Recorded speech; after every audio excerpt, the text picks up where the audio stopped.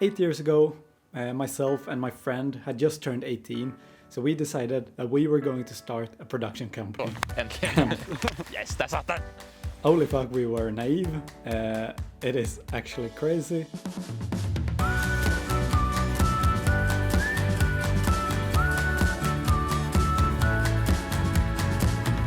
I'm Martin, and I've spent the last 8 years exploring photography, and not just taking pictures, but actually exploring and going deep and trying to truly understand what it means to be a photographer and what makes a great image, but also how to have a fulfilling and creative journey. And in this video, I will share 8 photography pieces of advice, one for each year, and these will go beyond the normal tips and tricks that you see online. These are lessons I wish I knew when I started.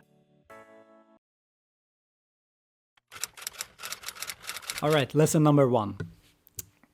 So when it comes to photography, and especially when you look at the landscape online and on YouTube, you hear a lot of people talking about different rules and tips and tricks and advice and all of that stuff. And that is all good. But when it comes to truly diving deep into the subject of photography, you need to learn the rules. Of course, they are good rules. They are a great way to learn photography in the beginning. But most important of all, you need to learn when to break them. And you have obviously,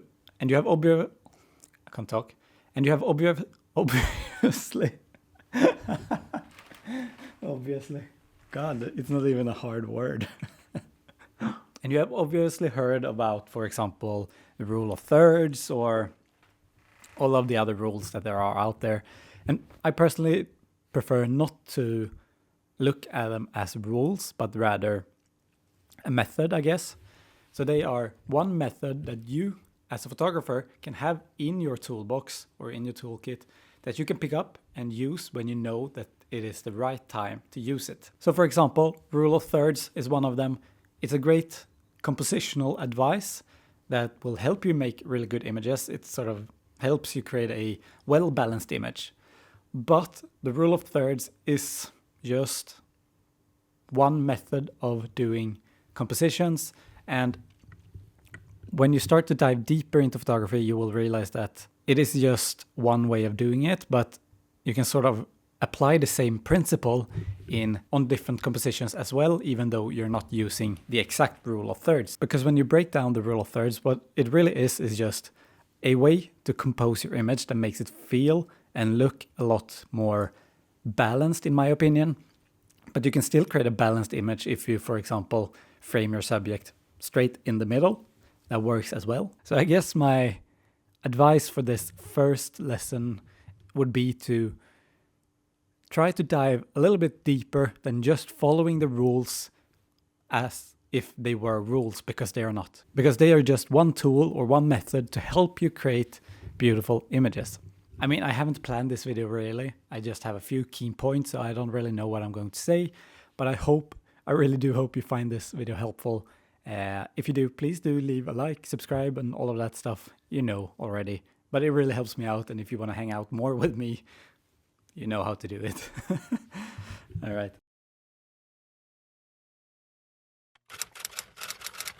Let's move on to number 2. And for number 2, I've written down, don't chase gear, but chase your vision. I know it sounds quite corny, but what I'm trying to say is just, when I started out and when we started our production company 8 years ago, or just when I started photography, I guess, I focused very much on gear, and the goal was always to get the next thing so I could use that for my photography. There's nothing wrong with that, because in the beginning, chasing gear is a part of the fun, in my opinion at least. I thought it was really, really fun, and I'm not saying that there's anything wrong with wanting better gear. But what I am trying to say is that if you're trying to chase gear, you're going to get really, really extremely bored with photography after, let's say, a year or two. Because after that, you will realize that gear only takes you so far. And after that, it's just pretty much all the same, depending on what your vision is for a photo shoot or a film or a client work or whatever it is. the gear is also just another tool to help you create your vision. If you are early on in your photography journey and you love gear and you're just looking for the next thing, it's totally fine. And it's fine if you still enjoy it after 10 years. I still do enjoy gear to some degree, but it's not like the core main thing that I'm looking for anymore. While in the beginning it sort of was, and was super exciting to get a client job and then afterwards being able to afford some new fancy fun gear to use. So I want you to dive a little bit deeper and ask yourself, why do you like photography if it's not for the gear? All right.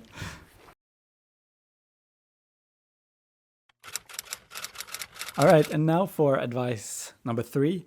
And now we're going to talk a little bit about light. When you sort of break down photography, what it really is that you have a camera, which is a light safe box that sort of takes light in through the lens and onto, in this case, a sensor. So in that sense, photography is very technical and it's just what it is. You are capturing light on a sensor. And with that knowledge, you can sort of realize that photography isn't too much about the technical things. It's more about your creative vision. And since we are playing with light is sort of the number one most important thing that is affecting your image. Of course, you have your composition and all of that stuff, which is also really important. But when you think about it, what is really happening is that you are capturing light. So light is one of the most important things when it comes to photography. If you want to get better at photography, you need to learn how to play with light. Even if you're a so-called natural light photographer only, light is always anyways going to be the number one thing that affects your image. Just ask any landscape photographer you know, they are going to tell you that 99% of the time is just waiting for the right conditions, because if you don't have the right conditions, you won't get your vision out on your photo. And I know this is very, like, not generic, but hard to explain advice. Learn light, whatever that means. The most important part is to practice and understand how light is going to affect your image and how different light conditions is going to affect your image. So yeah, I think that is my third advice. Practice lighting. All right.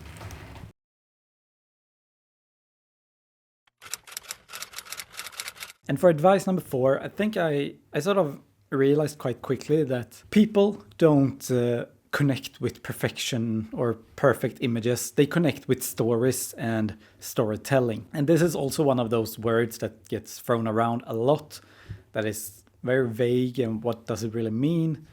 But as humans, we are a species that likes groups. What is it called in English? Flockdjur, pack animals, animal packs.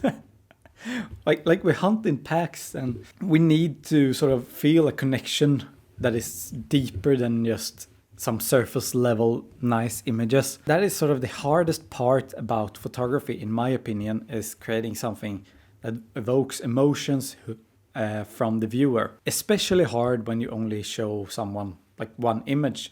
It might be a little bit easier if you have multiple images in a series, or if you have an exhibition where you show multiple images, or if you have a photo book where you exhibit more than one image. But showing story in one single image can be really, really hard. If you think about the movie business, for example, they play a lot with the viewers' feelings and try to... Yeah, you all of you have friends who cry to movies, and you might be one of those. Not that there's anything wrong with that. I do too. Only to ski movies though. A movie can make you feel something, and they have 1.5, 2 hours to make you feel something. But as a photographer, we only have that one frame or a set of frames. So we really need to be particular with what we show in our images. And I take a lot of images that honestly, they won't even see the light of the world, or the light of day is what you say, right? That doesn't mean that I don't enjoy taking those images. They are for me. That is a whole other story that we will dive into a little bit later in the video. But when we're talking about images that are going to show something, or if, let's say, if you're doing some client work, then it is really important to think about the story that you're trying to tell. And more often than not, when you're working with a client, they might already have a brief for what they want the images to portray. Then you just need to think about how can I create that feeling that they are looking for in the image. And that is your job as a photographer. Your job is to take a creative briefing that you get from a client and translate that into the finished image. And that image needs to reflect the creative brief that you got. So that is why it is so important to dive into storytelling and how to tell stories with your images, because that is what you do when you do client work. I don't know how many of you know this, but I'm also a architecture student and I'm doing my master thesis right now. But if there is one thing that I've learned that I would that I can implement from that education to my photography, then that is the importance of showing your work and also having it being reviewed by someone else. As architecture students and as architects, you work a lot with a client, or you work with other architects and other professions and stuff like that. So there are always going to be people that have a lot of opinions on your work. But as photographers, we don't really get that feedback as much. I think that is something that we are sort of missing in the community. But getting feedback on your work is so incredibly important and is so good for your progression. And here it is super important to realize that the one giving you critique is not critiquing you as a person or anything like that. They are just giving constructive critique on your work. So I know a lot of people who sort of struggle with getting critique for their work because they sort of pour so much of themselves into their work. So it can be really hard to get critique on that because, yeah, you sort of take it a little bit too close to home. But when you get critique, you sort of need to look at your project or your work from an outside perspective, and someone else will look at it from an outside perspective as well. Because if you post your photos online, all you get is, oh, nice shot, wow, beautiful, and all of that stuff. It just doesn't really get you anywhere. But really diving deep into your work, like looking at it from an outside perspective or having someone else look at it that is really good at what they're doing, can actually be really, really helpful. But as I said, it is important to disconnect yourself a little bit so that you don't take it as them critiquing you, because yeah, that can be tough on your mental health. So yeah, be careful with that, I guess. Kanonkul. All right, for the next one, I want to talk a little bit about social media. Social media can be a wonderful thing. I love it. I love posting things here. I love teaching and sharing my stories with the world. It is wonderful platforms to share on.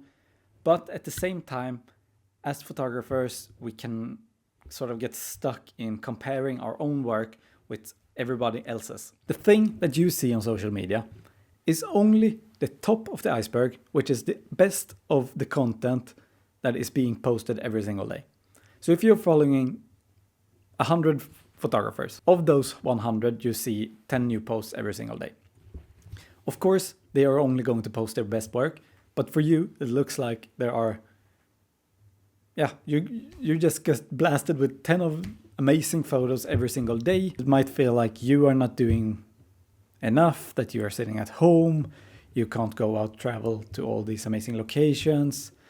But the thing is just that it's just the top of the iceberg, and since you're following so many people, you get the top of the iceberg from so many people. Your top of the iceberg is probably also that amazing. But the problem is that you get fed only that part every single day. So you're comparing your whole iceberg with everybody else's tops. I mean, I've dug myself really deep here with the icebergs.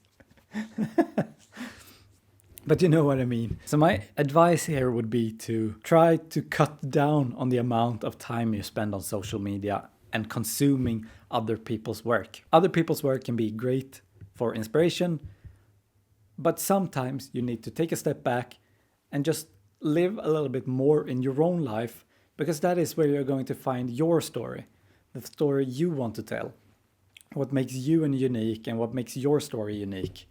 It is from the everyday life that you live. Enjoying the moment and living in the now is going to be the most powerful thing you can do for your photography. It's going to give you your unique perspective.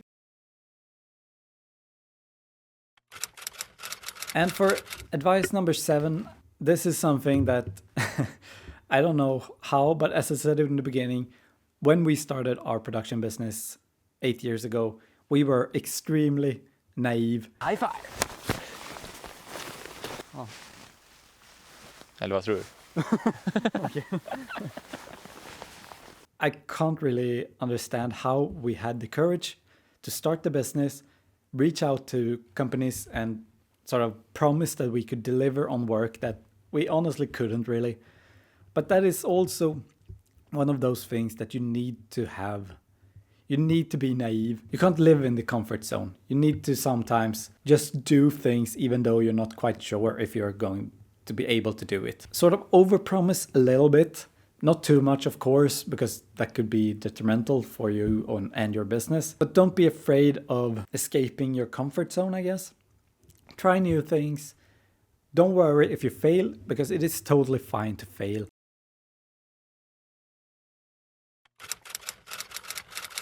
And for number 8, I guess this is more a reflection of how I have been feeling lately. So if you go to my channel, you will see that I haven't posted a video in maybe a month and a half, maybe. And that is just me also struggling with, posting, coming up with things and making things that I'm actually proud of. Because this YouTube thing is sort of, you just try to feed the beast all the time. Create more content, create content that you think will do well, but you also have to stay on top of things, so you need to make a lot of it. I didn't really know what to do. I didn't know how to move forward with my social media, with my photography, what I should do. I have so many other things I want to do. I want to write a book. I want to make furniture. I love designing furniture. And, there's tons of stuff up here that just goes on. And I think a lot of you can relate to this and not really knowing what path to take. And that leads me into my tip number 8, or advice number 8. And that is that it is okay to take breaks. And it is okay to move a little bit, take a step back from the things that you enjoy. Sort of need that time to get that spark back. Because that is what is leading you through the darkness. Because in any creative field, we don't really know what we're doing or where we are going or where we are going to end up. We might have like a vision of what we want to end up, where we want to end up, but that is never going to happen. And that is also part of the fun. I mean, it is fun not knowing where to go or where to end up. We're doing this because we enjoy the journey and not because of the end result. I think that is what I have realized. I'm not sitting here only because I want to have a big YouTube channel or whatever. That doesn't really matter. I'm sitting here because I enjoy it. I haven't laughed this much in the last week, I think. And I'm just sitting here talking to you, and it's so weird. And I'm just happy to be back recording videos. It is okay to take breaks because we need them. And photography is more than just the photos. A lot of the advice I've said and that you see online has been around how do you get the best photos. But the absolutely most important thing that I've learned throughout these 8 years, it is that the end result, the photos, are not the important part. Not for me at least, and I think a lot of you agree with this. The absolute most important part is the journey and the enjoyment of doing photography. I would still do this, and I would still take images with friends, going out on sunsets, going hiking, just enjoying life with a camera is the thing that is the most important part. I mean, I can't stress this enough. So yeah, that's my final advice for you all from the past 8 years of running a photography business and doing photography for, I don't know, maybe over 10 years probably. All right, guys, I hope you enjoyed this video and enjoyed sitting here listening to me talking about my reflections from the past 8 years, but also the past 1 month when I've been away from YouTube. I'm super stoked to be back, and I can't wait to create even more content. I just love this. I enjoy it so much, and it would really mean the world to me if you would like to subscribe, comment. I love hanging out with you guys. With that out of the way, I would just have to say, keep building projects and have fun. See you in the next one. Bye.